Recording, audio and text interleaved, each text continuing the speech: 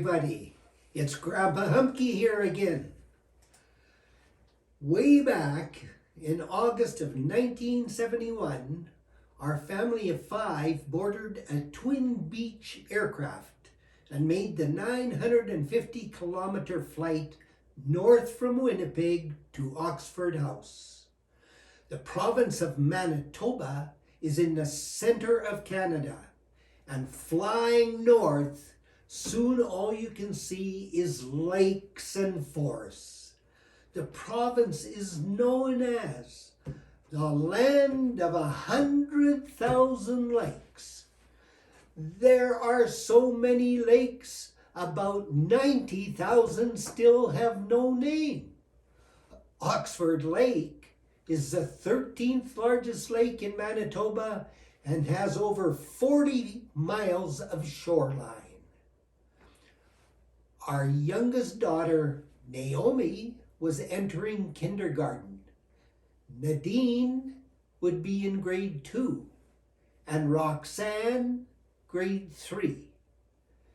Kathy had a teacher boarding with us and was constantly entertaining visitors to the community and helping the school raise money for a major field trip to Winnipeg in June of 1972. We held weekly bingos and raised enough money to charter a DC-3 to fly Kathy, me, and 30 grade 7 and 8 students to Winnipeg and return by way of the Winnipeg Churchill train to Ilford, where we chartered a plane south 126 kilometers to Oxford House.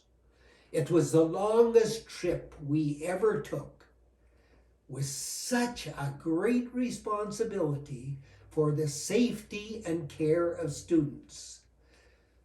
But at the same time, one of our most memorable and rewarding experiences.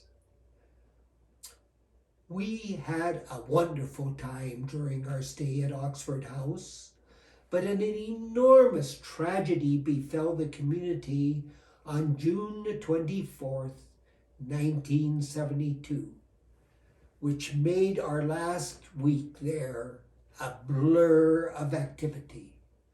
I will talk about that tragedy in part 2 of this video.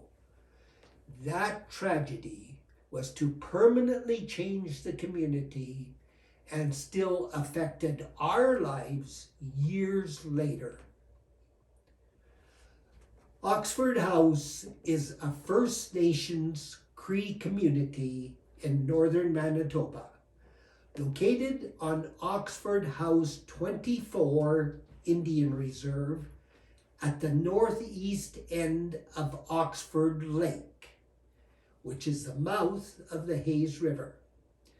The population at the time of around 1,300 were mostly Cree, with about 50 whites.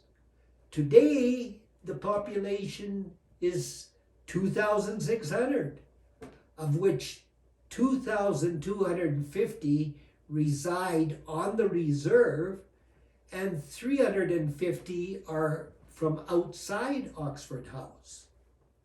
Oxford House is an isolated community and is accessible by air year-round and by winter road during the winter months. The school consisted of 5 separate buildings for kindergarten to grade 4 and 2 large dual classroom buildings for grades 5 and 6 and 7 and 8. I had an office in a maintenance building I shared with 2 male janitors.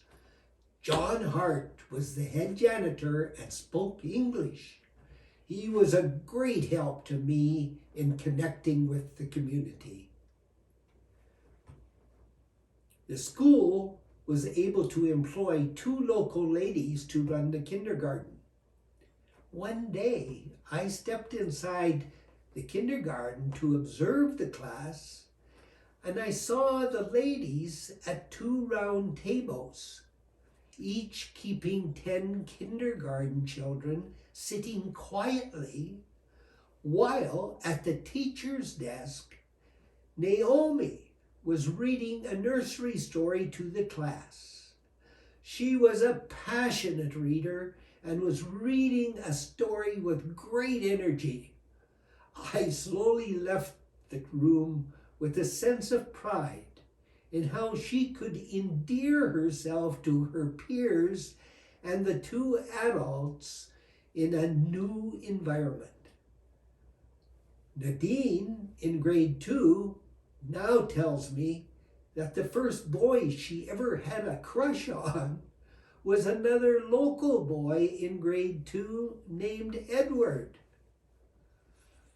In no time, our 3 girls made friends and loved their teachers.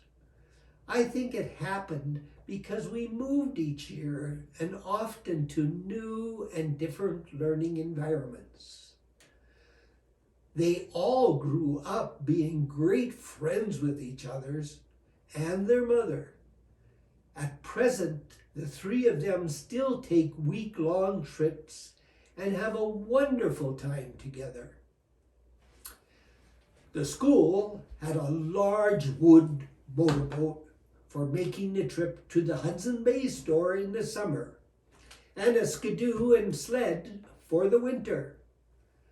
We also had a large blue bombardier, which we used to transport kids to school in the wintertime. The Hudson Bay manager had a truck to get the mail and supplies from a dirt runway used by airplanes. The Indian agent, Bert Stuckless, had a tractor with a wagon and worked closely with the local adults to help make Oxford House a better community. 2 nurses lived at the health care center and provided health services for all the families. Doctors, dentists, RCMP, school administrators, and other officials and tradesmen flew in as required and stayed at the bay or with us. There was 1 main dirt road through the reserve. At the school, we did have 2 exceptionally large tanks to hold a year's supply of fuel oil for the long winter. Not to be outdone by other schools in Canada, we did build an outdoor skating rink with the help of Bert Stuckless, where we played hockey, even if not everyone had skates. It was amazing how we still had great fun and comradeship with what we could improvise or find. We considered ourselves lucky if we had a puck. Earlier on, our family managed to adopt a German Shepherd dog, Nuvik. That was a great companion for our kids. Nuvik seriously considered it was his job to be with our 3 young girls every time they left the house. As there were several wilder sled dogs that sometimes got loose, it was always a relief to have Nuvik around. The family grew so attached and dependent on Nuvik that we flew him out with us in June, and Glenn Locker took him with her to a farm north of Edmonton. Gwen was the grade 2 teacher and boarded with us during the year in Oxford House. I taught grade 7 and 8 with the vice principal. It was incredibly challenging to get some of the girls to either ask or answer questions. One of the best times I had there was with older local women. Indian Affairs had decided to offer a program to teach adults extremely basic English, as most spoke only the local native language. They offered to pay $1 a session to one adult in each family who would show up for an hour class once a week. And I was the instructor. The first night, about 15 of the oldest females in Oxford House showed up.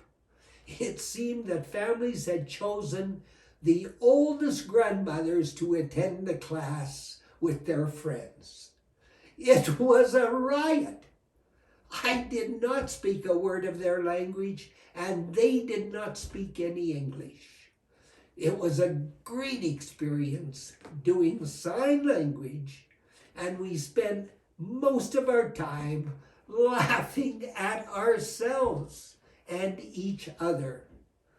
They were all very willing to take turns practicing writing their name on the board with chalk and talking in basic English. I enjoyed those weekly get-togethers more than they ever knew. It was an education for me, and I learned just as much or more than they did. Each week, I would hand them a fresh dollar bill and say, "Goodbye until next week." We sure had big smiles for each other. The teachers, 4 males, 2 women, and 2 nuns, plus the Hudson Bay and Indian agent staff, were nearly all from outside Oxford House. We would take turns hosting activities in our homes once or twice a month. There were lots of fishing trips, beach parties, dances, holiday celebrations, dinners, card parties, and 16-millimeter movie nights. As you can see from the photos, Kathy and I both enjoyed catching 15 pounds plus jackfish, which were real fighters. In order not to break the line, you had to let them run, reel them in, and repeat many times until you gradually played them out. It usually took 15 to 20 minutes at least to get them close enough to scoop them up in a net. I remember vividly one spring weekend when Kathy, I, and a visiting RCMP officer took the boat to the far end of Oxford Lake, where the fishing was reported to be especially good. On the way, we had motor trouble and had to paddle ashore, where we spent half the day trying to fix the motor. We were about 15 miles from the nearest people among many small islands, and I was beginning to wonder if anyone would be able to find us.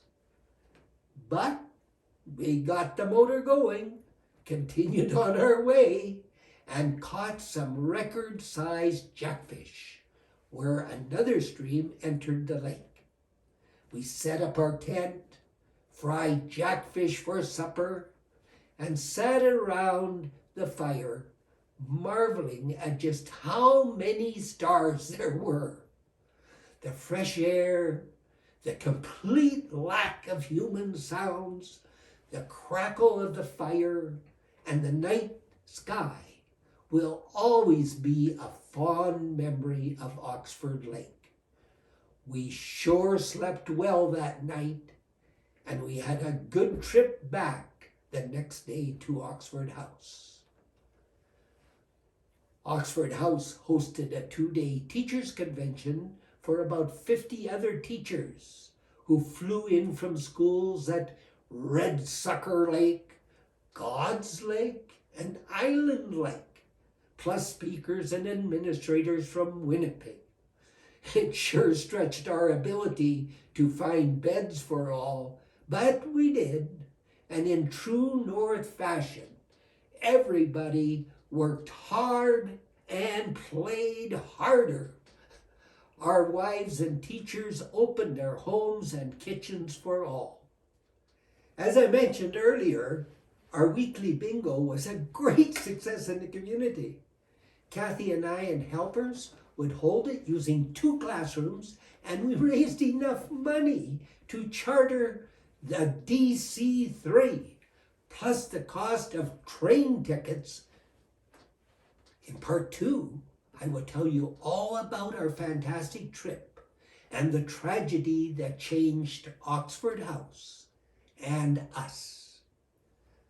If you are interested, you can watch a TV profile of Oxford House made in 2011 and a short talk by the United Church minister. Click on the 2 websites listed below in the description. Until next week, take care and bye for now.